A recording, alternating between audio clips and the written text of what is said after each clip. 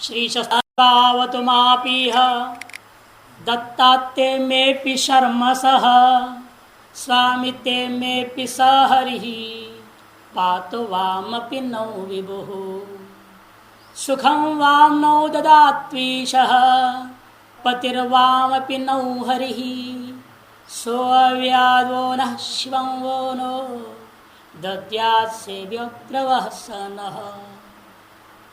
देखो सारे आदेशों को जो कल 4 सूत्रों में आपने चर्चा किया था ना, वाम नौ वसनस्ते में, है ना, वो सारे चीज को त्वामा अपवाद करके एक त्वामा दिया था द्वितीय का एक वचन में सारे को ले रहे, और जिस क्रम से सूत्रकार ने वह ठीक उल्टे क्रम से ले रहे हैं। इसमें पहले द्वितीय का एक वचन ले रहे हैं त्वा मा श्रीशः त्वा अवतु मा अपि इह। इस संसार में वह श्रीशः श्री का जो ईश भगवान विष्णु है वह त्वा मने त्वाम, द्वितीय का एक वचन, मा मने माम, आपको मुझको दोनों को अवतु रक्षा करें पालन करें। श्रीशः पहला पद है पाद का, क्या कहा था नियम वहां, पदात् परयो हो, पद से पर में होना चाहिए। अब यह कौन सा पद है, पहला पाद में श्रीशः पहला पद है, उस पद से पर में है और पाद के आदि में अतएव नहीं है वो, ठीक, पाद के आदि में नहीं है। माँ त्वा माँ द्वितीय का एक वचन में प्रयोग हुआ यहां, ठीक।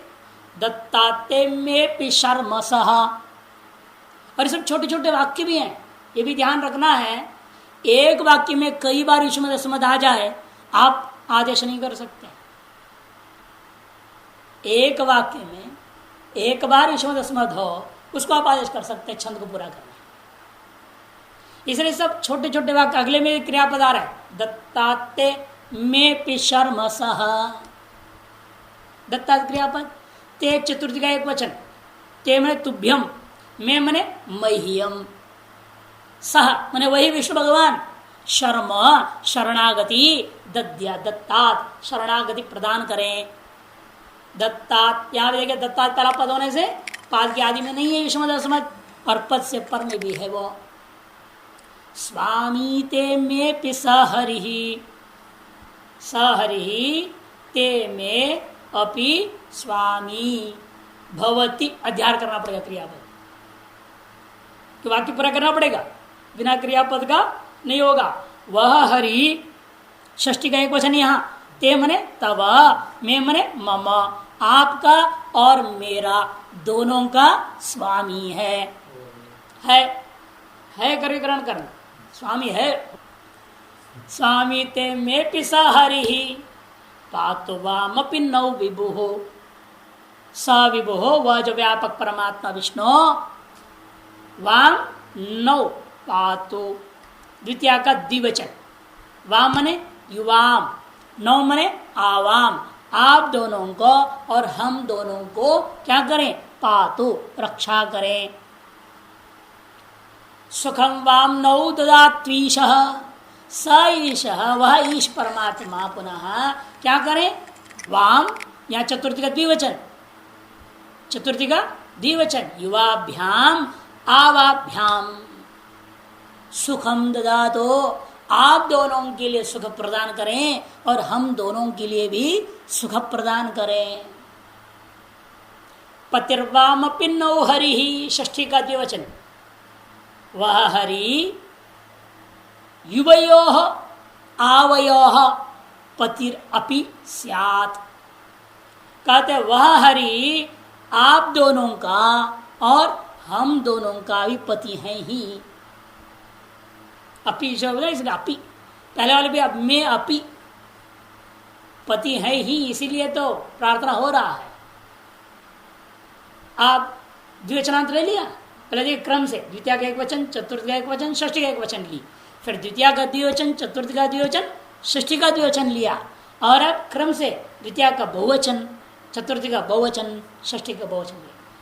स्वव्याद वो न शिवम वो नो, स्वव्यात वो न, सह वह विष्णु भगवान, वह न वह युष्मान, युष्मान द्वितीय का बहुवचन, न मने असमान, अव्यात रक्षतात रक्षा करे, शिवम वो नो दद्यात, और वह परमात्मा, वह यहां पर चतुर्थी बहुवचन, युष्मभ्यम न अस्मभ्यम शिवम दद्यात, कल्याणम प्रदद्यात, कल्याण प्रदान करें।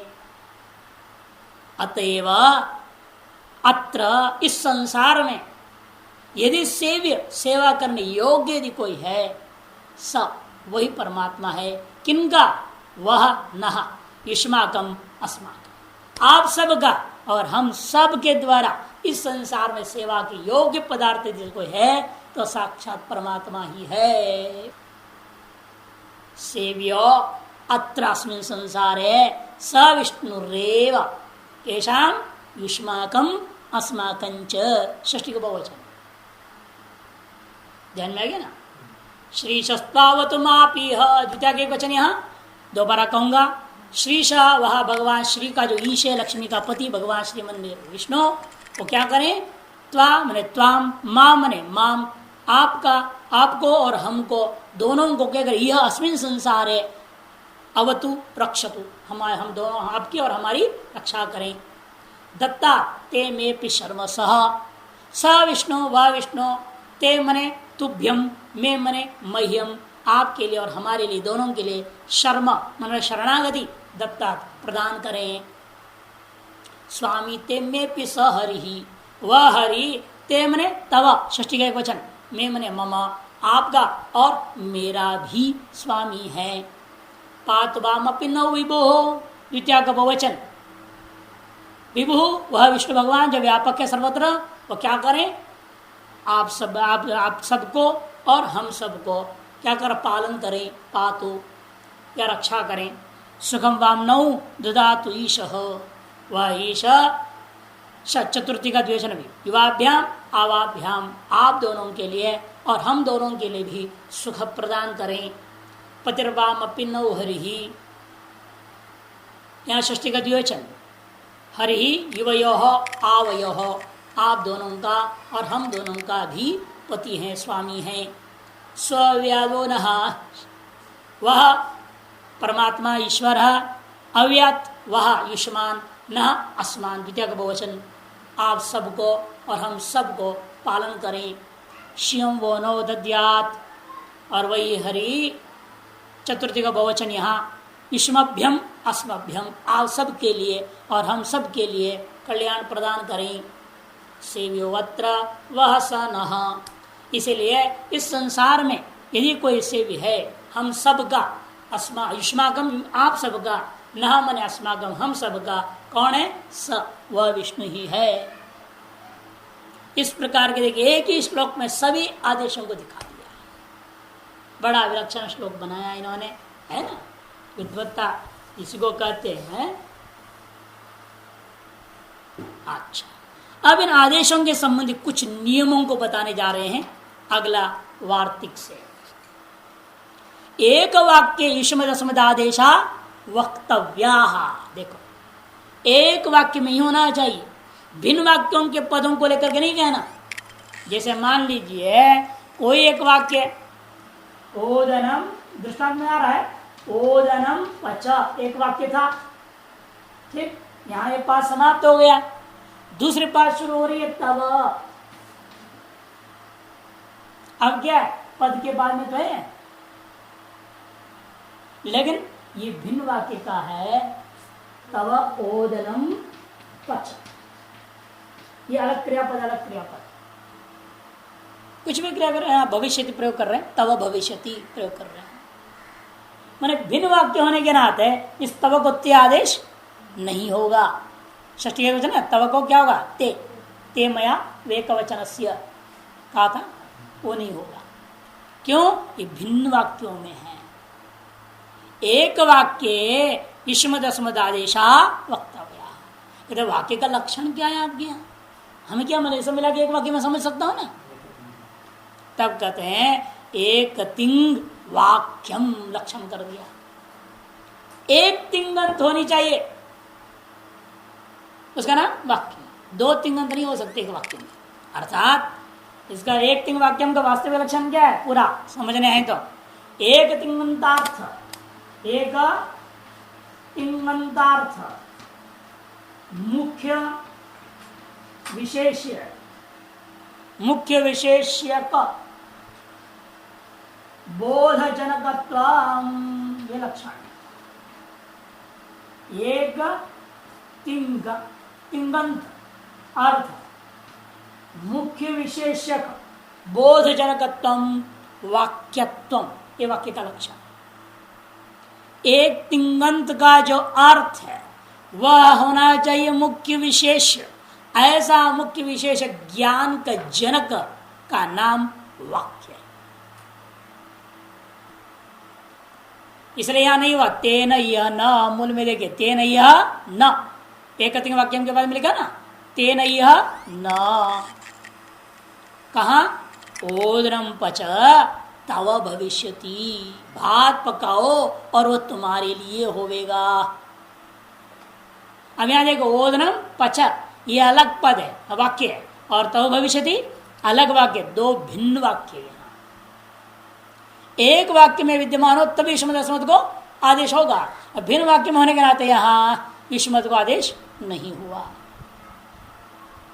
और यहां हो जाएगा देखो अगले वाक्य में शालीनां ते ओदनं दास्यामि, शालीनां ते तव को त्यादेश हो गया, ओदनं दास्यामि, क्योंकि एक ही वाक्य तिंगंत है ना दास्यामि, दास्यामि यहां एक ही तिंगंत है, और ये पाद के आदि में नहीं पद के पर में भी है, शालीनाम के बाद में है ना ये शालीनाम तव ओदनम दास्यामि। अर्थ क्या है इसका, यह तो क्या देव, तो हम लोग बहुत रटते हैं, यह तो स्यादेव, एक डैश डाल दो, शालीनाम ते ओदनम दास्यामि, इतना पुस्तक में छपनी चाहिए। शालीनाम ओदनम दे दास्यामि, तुमको चावलों का भात दूंगा। यहां देखो तव को त्यादेश हो गया, क्योंकि एक वाक्य के अंतर्गत है, एक ही तिंगंत है, एक वाक्य माना जाएगा इसको एक तिंगंत वाला होने से, उसमें से तव को त्यादेश हो गया। एक और नियम बताने जा रहे हैं अभी, एते वान्नावादयो अनन्वादेशे वा वक्तव्याः, एते वान्नावादयो अनन्वादेशे वा वक्तव्याः, ये जो वाम नौ आदि आदेश बताया गया, ये आदेश अनन्वादेश में अर्थात शुद्ध वाक्य में, अनुवादेश कहां बोलते हैं, ये रिपीट होता है, एक क्रिया को लेकर के किसी एक व्यक्ति को संबंधित कर दिया और उसी व्यक्ति को दूसरे क्रिया के लिए जो विधान करने लगते हैं उसका नाम अनुवादेश। यदि युष्मद अस्मद को अनुवादेश वाक्य में प्रयोग कर रहे हैं तब तो नित्य होगा, अनन्वादेश वाह वक्तव्य, अर्थात ऐसे जो वाक्य है आपकी मर्जी है, शालीनाम ते ओदनम पचामी दास्यामि बोलो या शालीनाम तव ओदनम दास्यामि बोलो, मर्जी आपकी है, विकल्प है। आदेश करना न करना आपकी मर्जी पर छूट गया। कहा अनन्वादेश, जहां अनुवादेश नहीं है अर्थात शुद्ध वाक्य में, और जहां पुनरावृत्ति हो रही है वहां अनुवादेश कहते हैं।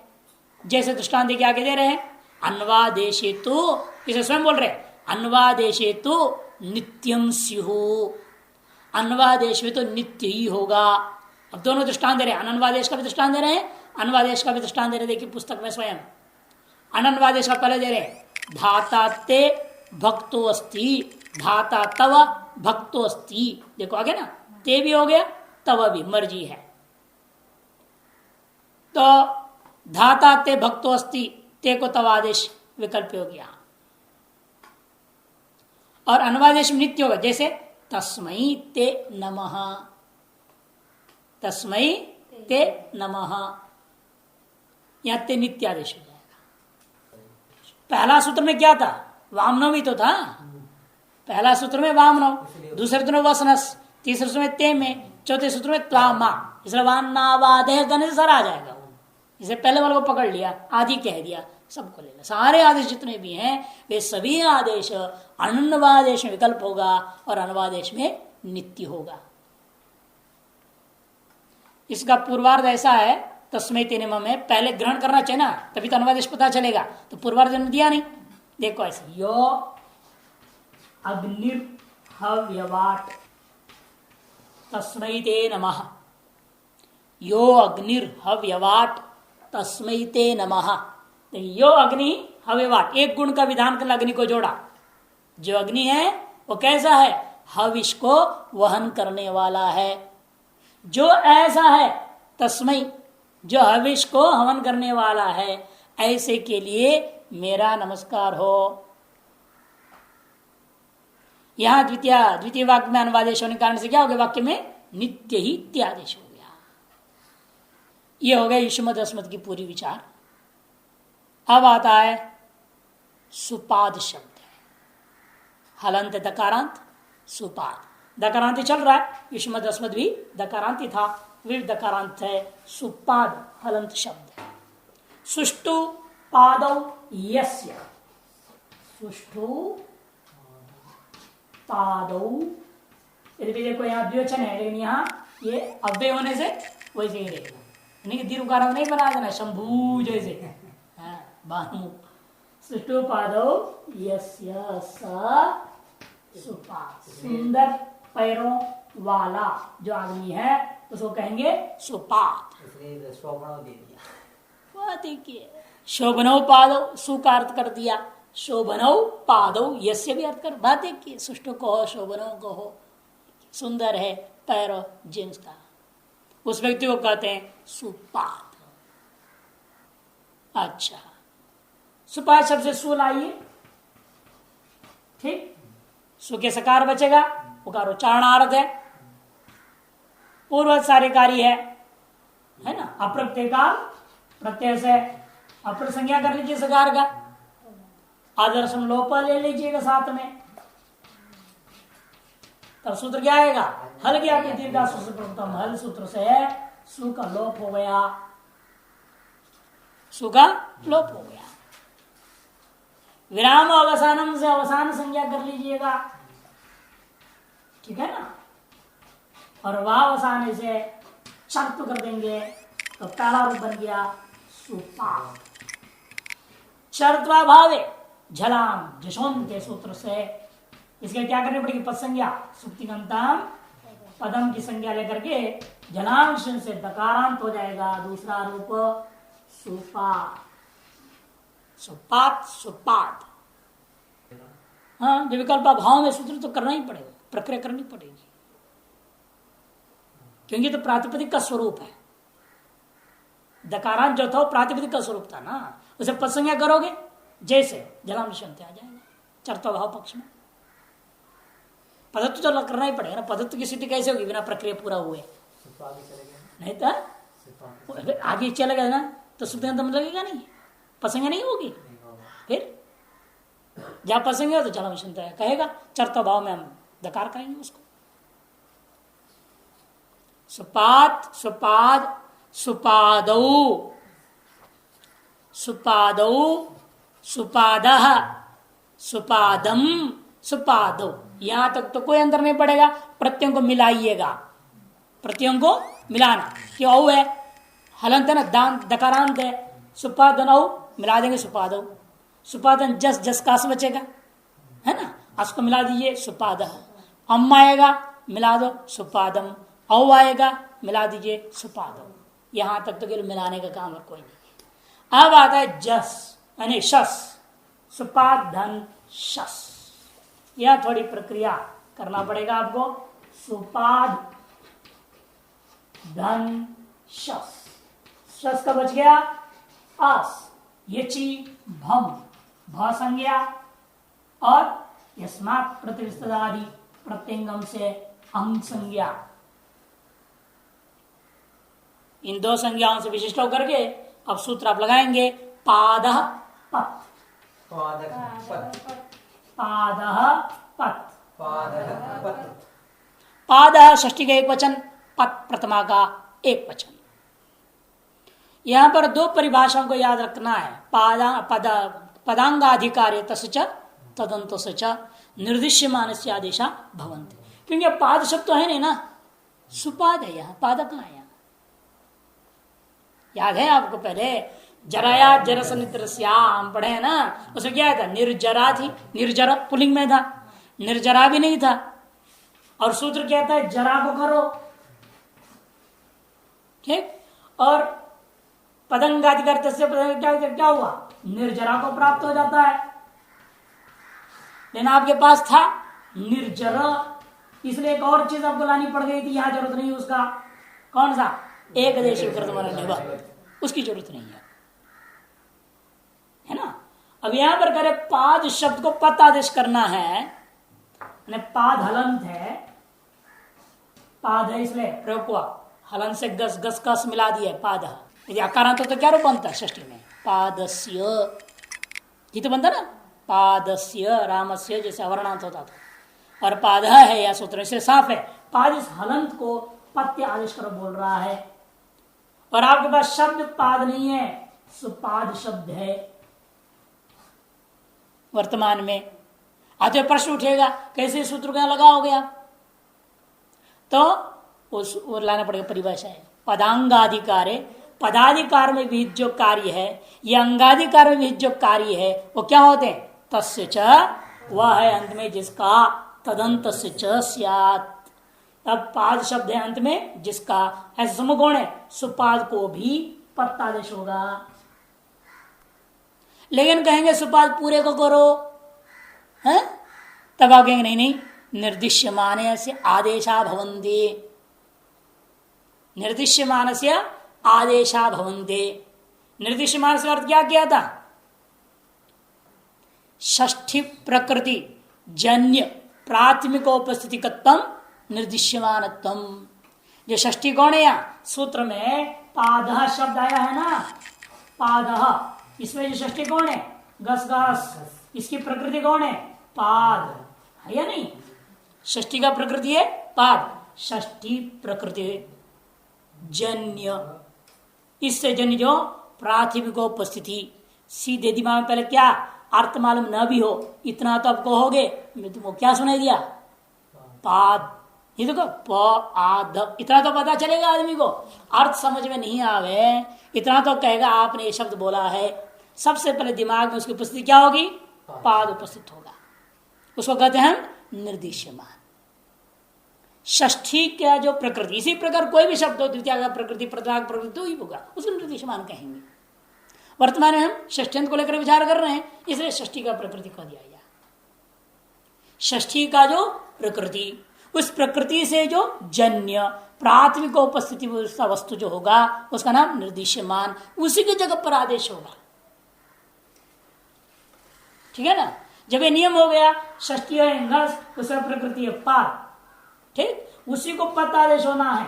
अर्थात सुपाद में जो पाद हिस्सा है उसी को होगा, पूरे सुपाद को।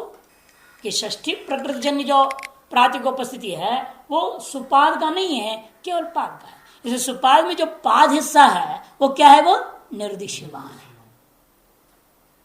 जैसे निर्जरा में जरा जो हिस्सा था वो निर्दिश्यमान वस्तु है।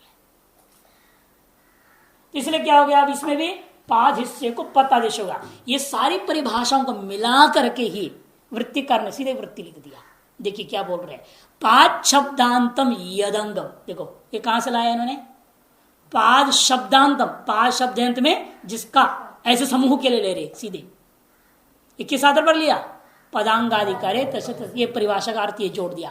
पाद शब्दांतम, ये जो अर्थ इन्होंने लिया है वो परिभाषा से लिया।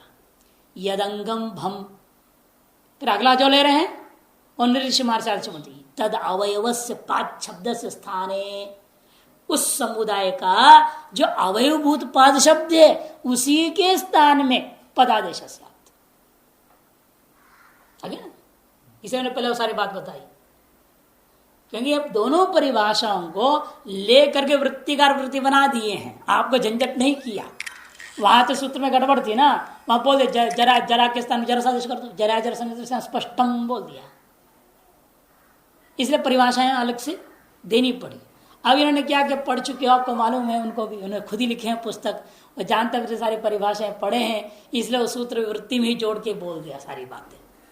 नहीं तो सूत्र वृत्ति क्या होना चाहिए, ये सूत्र वृत्ति क्या होना चाहिए वास्तव में, 5 शब्दस्य अंगस्य भस्य पदादेश स्यात्, 5 शब्दस्य अंगस्य भस्य पदादेश स्यात्, 5 शब्द जो अंग संज्ञा वाला है और भ संज्ञा वाला भी है, उसके जगह पर पद आदेश हो, यह अर्थ निकलता। और फिर आप परिभाषा लगाते, भैया 5 शब्द तो है नहीं मेरे पास, तो फिर आप परिभाषा लगाते, कहते 5 शब्दांत अंग को आप अर्थ निकालते। फिर भी समस्या खड़ी होती, 5 शब्दांत को पद अनेकाल है, अनेकाल से सर्व से क्या करेगा, पूरे सुपाद को करने लगेगा। तो फिर आप कहते नहीं नहीं, सुपाद का अवयव जो पाद, क्यों, निर्देश मानस आदेश भवंती, उस केवल अवयभूत पाद को पदादेश करना। जो आप परिभाषाओं को लगा करके 3 जो है स्टेप में समझते, वो सारी बात भी इन्होंने पहले ही वृत्ति में लिख दिया, पदादेश। इसलिए क्या हो गया, पाद को पदादेश कर दो, सुपद धन अस। अब मिला दीजिए, रुत विसर्ग कर दीजिएगा, सुपद। सभी अजादियों में ऐसे कर देना है, हलादि में कोई काम नहीं, भ्याम पर मिलेगा, भ्याम बिस भ्याम बिस भ्याम बिस, केवल वहां सुप में अंतर पड़ेगा थोड़ा, है ना, खरीचा लगानी पड़ेगी, सुपात सु बनेगा, ये लगा पादपद सूत्र लगा। पादपद सभी आजादी में, क्योंकि सभी आजादी में भ संज्ञा होगी, अंग संज्ञा होगी, ये सूत्र लग जाएगा। और जब भ संज्ञा अंग संज्ञा नहीं है, कौन सा है वो, हलादि, क्योंकि हलादियों में भ संज्ञा पद संज्ञा को बागर क्या किया था आपने, पद संज्ञा किया। कौन सूत्र से, स्वादिष्ट सर्वनाम, तीनों एक साथ आया था आपको सूत्र वहां पर, है ना। हाँ, स्वादिष्ट सर्वनामस्थाने इच्छिभम, स्वादिष्ट सर्वनाम में आग कड़ारा दे का संज्ञा, ऐसे तो एक क्रम से है। इसलिए हलादियों में पद संज्ञा हो रही है, वह भ संज्ञा अंग संज्ञा है नहीं, इसलिए वहां सूत्र लगेगा नहीं। केवल आजादियों में भ संज्ञा अंग संज्ञा होने से ये पाद को पद आदेश कर देगा, और प्रत्ययों को मिला करके जो भी काम है वो काम करना है। सकार को कहीं ऋतु विसर्ग हो जाएगा, कहीं हलंत है तो उसको कर देना, जो जो कार्य तत्कार्य है वो करना पड़ेगा। और हलादि में एक जगह अंतर थोड़ा पड़ रहा है, इतना ही, सुपाद धन सु में, सुप है ना, सुप का सु आया, यहां पर द क्यों नहीं रह जाएगा, जब भ्याम बिस भ्याम बिस भ्याम बिस में दो ही रह जाएगा। पद संज्ञा भी करोगे तो क्या है, जलांशन से दो को दो ही कर दो, इतना ही कर सकते हो अधिक से अधिक।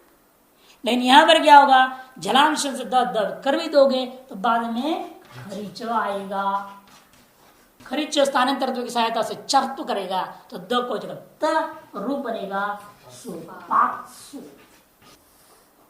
अब रूप चला लीजिए, सुपात सुपाद, सुपादौ सुपादः, सुपादम सुपादौ सुपदः, सुपदा सुपाद्भ्याम सुपाद्भिः, सुपदे सुपाद्भ्याम सुपाद्भ्यः, सुपदः सुपाद्भ्याम सुपाद्भ्यः, सुपदः सुपदोः सुपदाम, सुपदी सुपदोः सुपात्सु, हे सुपाद हे सुपाद हे सुपादौ हे सुपादः इति दकारांताः। इसे जगगढ़ दश खत्म हो गया, जगगढ़ में दकारांत लास्ट है ना, वो सूत्र खत्म कर दिया हलंतों में। अब आ जाए खाफा छाटा था चटताओ, है ना, खाफा छाटा था चटताओ, इसे खा खांत नहीं है, फांत भी नहीं लिया, खा फा छ छांत भी नहीं, खाफा छाटा छठा ठांत भी नहीं, थांत में सीधे चले गए, थकारांत सीधे। थकारांत में पहला शब्द ले रहे हैं अग्निमथ, थांत में जा रहे हैं अग्निम मथनाति यो स अग्निमथ, अग्नि का मंथन करने वाला ब्राह्मण विशेष। सभी के बस की बात नहीं ना अग्नि मंथन करना, देखा है आपने, बहुत तगड़ा ब्राह्मण चाहिए उसको, केवल शरीर से तगड़ा नहीं, मोटा नहीं फायदा, वो भी फुला हुआ होने से क्या फायदा, जिसके अंदर प्राण शक्ति मजबूत हो, ताकतदार प्राण शक्ति का ताकत। क्योंकि वो अग्नि मंथन देखा है ना कभी आपने कि नहीं, अग्नि में अग्नि का निकालना हवन के लिए नहीं देखा अग्नि मंथन। आजकल और मॉडर्न सिस्टम कर दिया ना सब, रुई में थोड़ा वो डाल देते, क्या बोलते, कपूर डाल करके जला दे, कपूर से शुद्धि मान लेते हैं। ऐसा नहीं होता। अरणी मंथन बड़ा कठिन काम। नीचे एक लकड़ी होती है, एक डंडा होता है, ऊपर में एक लकड़ी होता है। नीचे वाले लकड़ी में जगह जगह गोल गोल छेद होता है, गोल गोल, जैसे आजकल वो आप लड़कियां नहीं खेलते हैं छेद में कर करके यूं डाल के कुछ खेलते हैं ना, कुछ ऐसे खेलते, लड़के भी खेलते हैं। हाँ, कबड्डी और कुछ रख करके खेलते हैं, छेद मार पर करते रहते हैं। तो वैसे दो होता है, दोनों डंडों में ऐसे गोल गोल छेद होते हैं। अब वो जो बीच वाला डंडा होता है दोनों तरफ गोला रहेगा, वो दोनों गोलों में छेदों में बैठेगा। वो नीचे वाले छेद में क्या करते हैं, रुई, सेमल का जो रुई, ये रुई रखते हैं।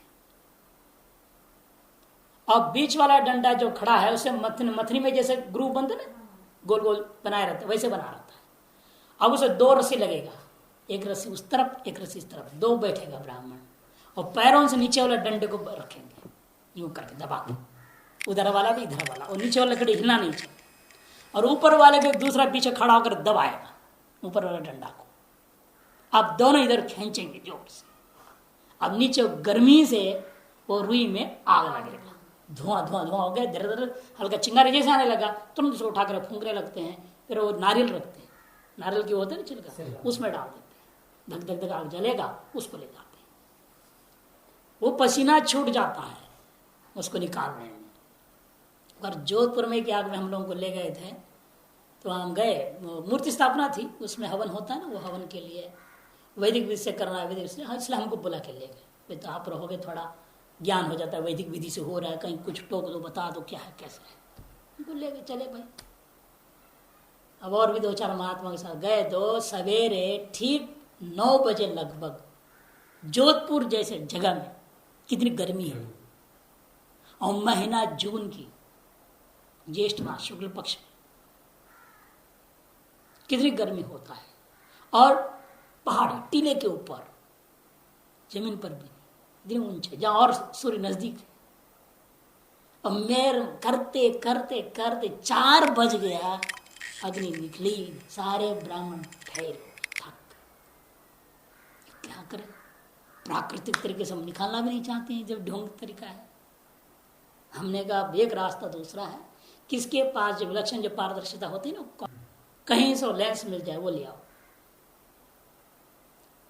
फिर अब अलग से जला भी नहीं सकते, वो अरण्य मंथन बाहर कर ही रहे थे, इसीलिए ये विफल होते हैं। तो देखो मैं देखा सब पंडित ऐसे ही थे सारे, दो दमदार बनने लगा कि कोई योग अभ्यास प्राणायाम करने वाला में से कोई नहीं है, बेकार लोग हैं, आदत नहीं इनको।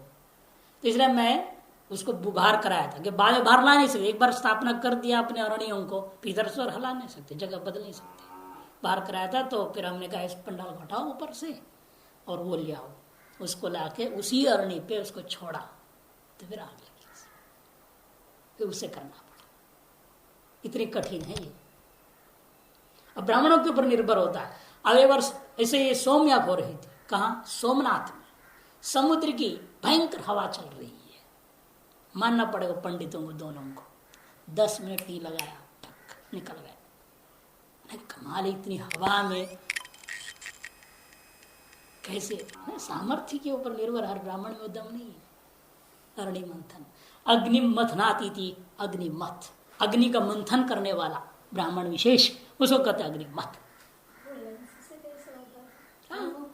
वो ना पेपर के किसी चीज में भी आग लगा सकते हैं आप, उसको चमड़े में आग लग जाएगा, ज्यादातर पकड़े रहो तो जल जाएगा सारा, ये काला हो जाएगा पूरा। वो सारे सूर्य किरण जो फैला हुआ है ना, उसको एकीकरण करके केंद्रित करके छोड़ता है, एकाग्र करके उसको केंद्रित करके भेज देता है, और इतना तीक्ष्ण आता है वो तुरंत जला देता है। अग्निमत, यहां पर भी यह था है ना, सु लाइए, सु का पूर्वत अप्रक संज्ञा, अप्रत्यकाल प्रत्यय, और आदर्शम लोप की सहायता से हल्के अभी दीर्घ सु से प्रथम क्या करेगा, वो सु का लोप कर देगा। उसके बाद सुप्तिगंध पदम पद संज्ञा, थकार को झलाम जशोन्ते, उसे क्या करना, द, फिर विराम अवसान से अवसान संज्ञा, और वावसान से चर्त कर देंगे तो अग्निमत, तकारांत पहले बनेगा, फिर तदभावे दकारांत जो पहले जलांश से किए हैं वो रह जाए। तो अग्निमत अग्निमद। ठीक। और अजादि में मिलाइएगा अग्निमथौ अग्निमतः अग्निमथम अग्निमथौ अग्निमतः। शशादि में भी कोई काम नहीं, भसंज्ञा करने पर भी कोई सूत्र नहीं है। केवल हलादि में फर्क पड़ेगा। अग्निमथ धन भ्याम अग्निमथ धन भिस भ्याम भ्यस भ्याम भ्यस, इतने में क्या होगा?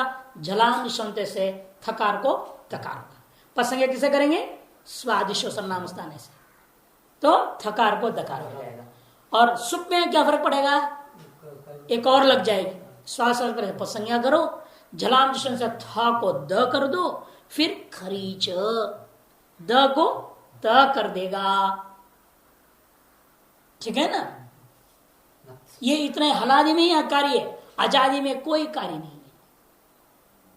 हलादि में ही काम करना है, और वो भी सर्वत्र के सामने लगे पदसंज्ञा करेगा और झलाम से दकार कर देगा। सुप में खरीचे का अधिक लग जाएगी।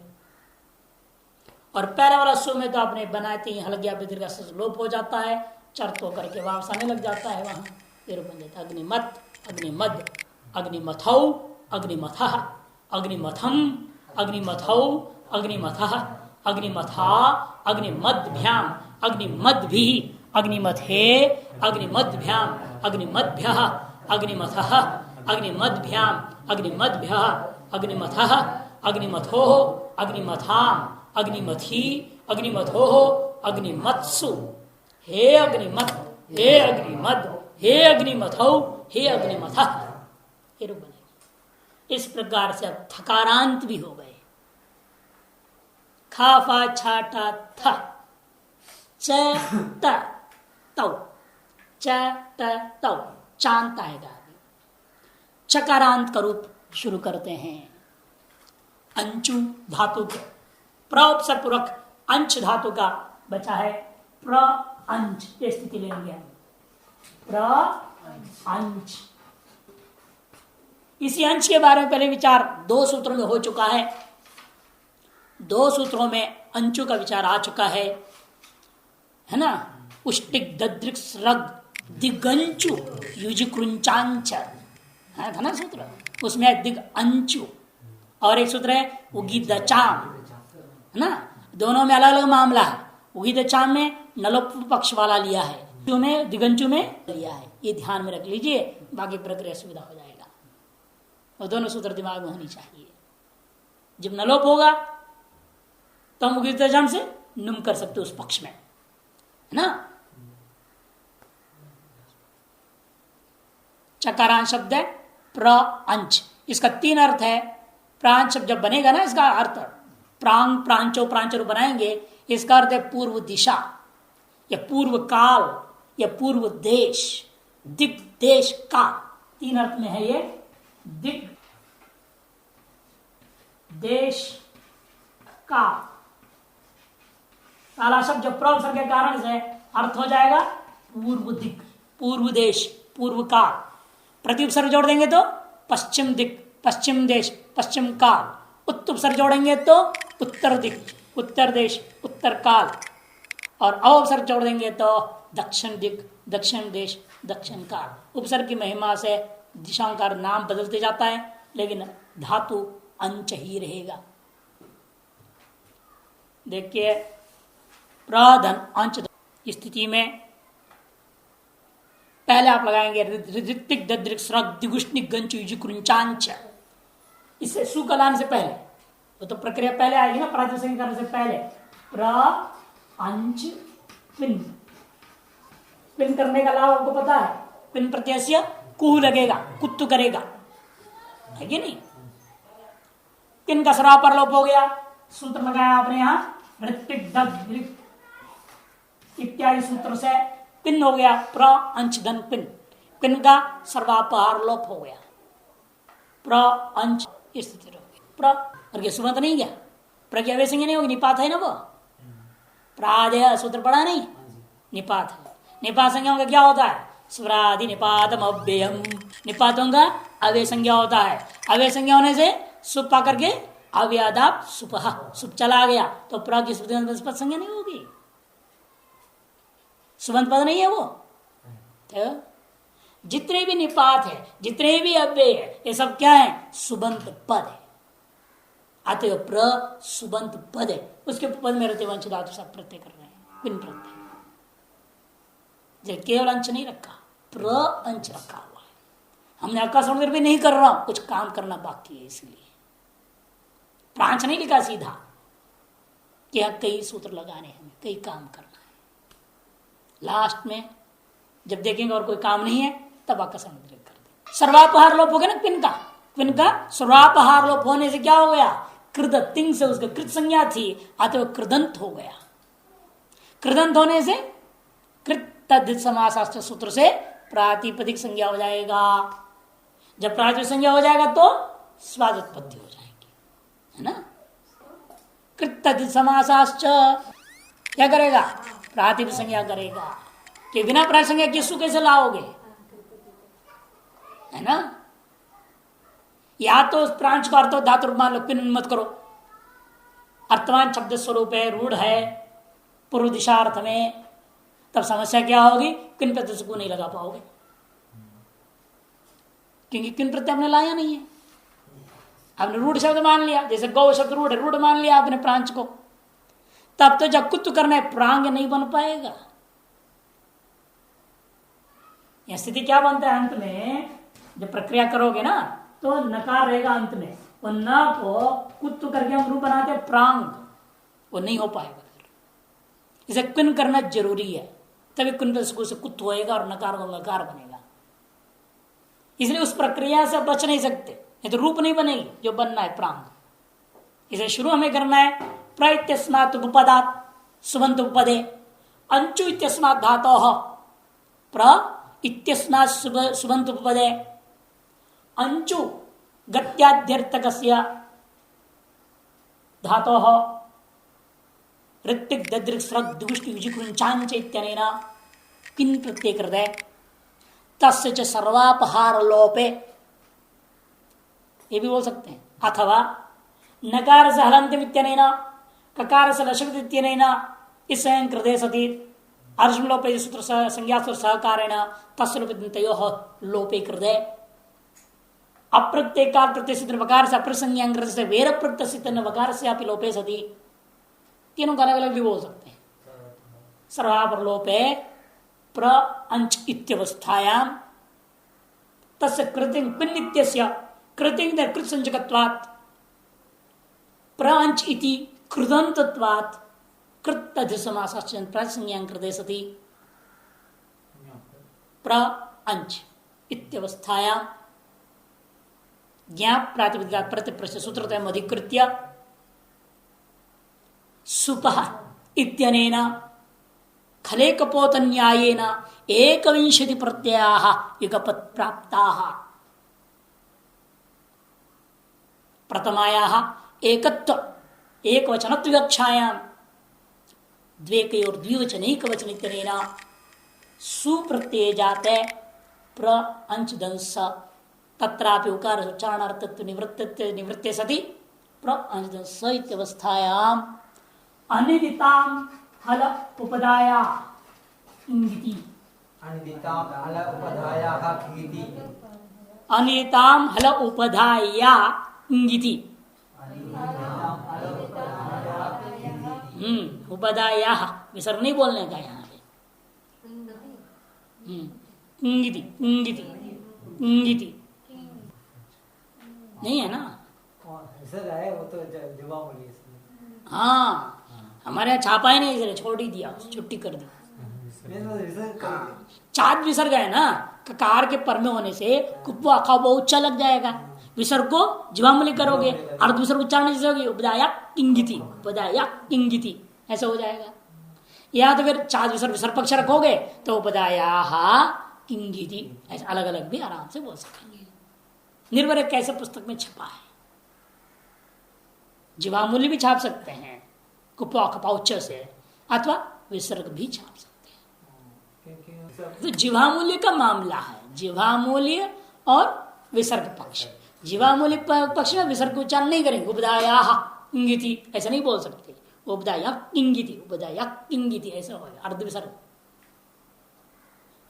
हलंतानाम अनिदिताम अंगानाम उपदाया नस्य लोपः किति गिति परे। हलंतानाम अनिदिताम, ऐसे धातु जिसमें इकार की संज्ञा नहीं हुई है, ह्रस्विकार। देखो इत, न इत, अनित, है ना। वास्तव में क्या है, पहले विग्रह कैसे करो, इत माने ह्रस्विकार, इत यस्य, ये क्या है संज्ञा, ह्रस्विकार की इत संज्ञा हुआ है जिस धातु का, उस धातु को क्या कहेंगे हम, ईदित। मिला देंगे ना, ये दोनों को मिलाएंगे तकार को तकार हो जाएगा, ईदित नाम पड़ेगा किसका, उस धातु का जिस धातु के ह्रस्विकार की इत संज्ञा हुई है ना। जैसे टू नदी धातु है, टू नदी, समृद्धौ धातु है एक दृष्टांत दे रहा हूं आपको समझाने के लिए। यह इकार की संज्ञा ह्रस्विकार है ना धातु में, ये सब धातु पाठ में देखने से पता चलेगा। धातु पाठ जो होता है उसे छपा हुआ होता है, कौन सा हलंत है, कौन सा उकारांत है, इकारांत है, इकारांत है, सब धातुओं का। ऐसे यहाँ छपी है टू नदी, टू की संज्ञा अगर चली जाती है, इकार की भी यहाँ संज्ञा हुई, इस धातु को क्या कहेंगे हम, ईदित धातु कहेंगे। और जो वर्तमान धातु है, ये धातु है ऐसा वहां पुस्तक में छपा हुआ, अंचु गति पूजनयोः, अंचु गति पूजनयोः, ये धातु पाठ में छपा है। ठीक, अब यहाँ कहीं ह्रस्विकार है क्या जिसकी संज्ञा किया है आपने, नहीं है। आपने बल्कि इस उकार की संज्ञा करोगे, ये हो जाएगा उगित, लेकिन ये जो है आपका इदित नहीं है, इदित नहीं है। अर्थात क्या, न इदित इति अनिदित, ये शब्द बना, अनिदित शब्द बन गया। इसका षष्ठी में आम ले लो, प्रत्यय क्या होगा, अनिदिताम, बना कि नहीं बना, वही सूत्र में है, अनिदिताम हल उपधाया। समझ में आ गया ना। अभी ह्रस्विकार इत संज्ञा हुआ है जिसका, ऐसे धातु को क्या कहेंगे हम, ईदित धातु। जो ईदित धातु नहीं है उसको अनिदित कहेंगे। उससे षष्ठी का बहुवचन में लाया आम, तो अनिदिताम ये शब्द बन जाता है, पद बन जाता है।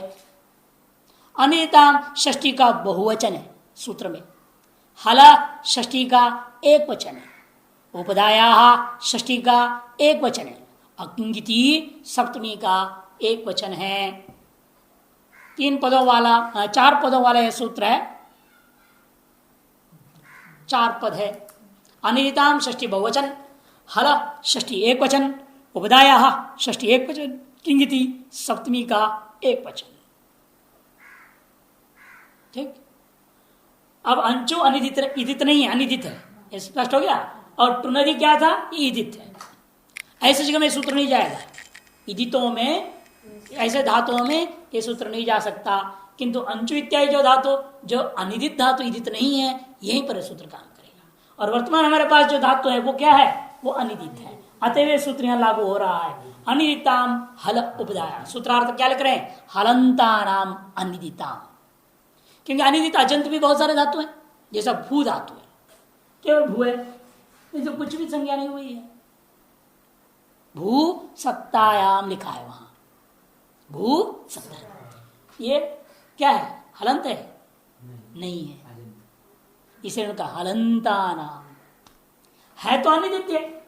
यहाँ कोई इतकी ह्रस्व की संज्ञा तो हुई नहीं है, इसे धातु को क्या कहेंगे हमें, ये अनिदित धातु है, लेकिन इस जगह पर भी सूत्र नहीं आएगा। क्यों, ये हलंत नहीं है। अनिदित धातु हो और हलंत भी हो, जैसे ये अंश है, ये अनिदित भी है, हलंत भी है, अतः सूत्र लग गया। अनिदिताम हलंतानाम अनिदिताम अंगानाम उपदाया नस्य लोपस्यात्। इसकी उपधा में रहने वाले जो नकार है उसका लोप होता है, कब, कित गित प्रत्ययों के प्रत्यय हुए। और आपने पिन लाया था ना, वो कित थी कि नहीं थी, इसलिए क्या हुआ, इस नकार का लोप हो जाएगा। तो प्र अच ध्वंस हो गया, बल्कि ये सूत्र को सु लाने से पहले भी लगाना, कोई दिक्कत नहीं है। किति गिति प्रत्यय पर है। कित प्रत्यय गित प्रत्यय के प्रत्यय करता है। यहाँ तो कित पिन ककार की संज्ञा हुई, शब्द से ककार की संज्ञा हुई थी, तो कित प्रत्यय में प्रत्यय हुए नकार का लोप हो गया। अब फिर नकार लाएंगे दोबारा, कि उकार की संज्ञा थी ना ये अंचु, उकार से उगित, उगित होने से वो सूत्र लग गया उगिदचाम। सूत्र में कहा है नलोप पक्ष वाला जो अंचु धातु को लेना। अचाम में अर्थ क्या किया था, नलोपिनो अंचते है, यही तो कहा था। यदि धातुओं में आपको नुम करना है, उगित धातुओं को नुम करना है, तो केवल अंचु धातु करना, उसमें भी जब नकार का लोप हुआ हो। यस्मात् प्रत्यंगम अंग संज्ञा, और यहां पर अब मिदचोन त्याग पर की जरूरत पड़ेगी, है ना। नुम में मित, नुम जो आगम कर रहे हैं वो मित है, अतएव मिदचोन त्याग पर प्र न च धंस हो गया। ठीक। अब अप्रक संज्ञा, अप्रत्यय काल प्रत्यय, हल गया पे दीर्घा सुप्रतम हल, सु का लोप सर्वनाम संज्ञा, और वो उसके लिए उगित चांद के लिए, उगित चांद में वो भी लेना सोड़ा नपुंसकस्य सहायक। ये सर्वनाम स्थान संज्ञा करे बिना आप नहीं कर सकते, सर्वनाम स्थान में ही नुम होता है, वो कोई जरूरत नहीं। ठीक है। प्र अ न च स्थिति हो गई। अब हलोनंतरा संयोग, संयोग संज्ञा कर लीजिए। संयोगांत लोप, आदर्श लोप की सहायता से, पहले भी आपने लाया आदर्श लोप, हल्के लगाया ना, उसमें लाना ही आदर्श लोप को, वही दोबारा बोलने की जरूरत नहीं, शेष अंश बस लोप कर दो। प्र अकः सवर्णे दीर्घ प्राण। अब देखो सूत्र लगेगा पिन प्रत्यय कुहु, पिन प्रत्यय कुहु, नकार को कुत करेंगे आप, क्या रूप बनेगा प्रांग, प्रांग यह रूप बन गया।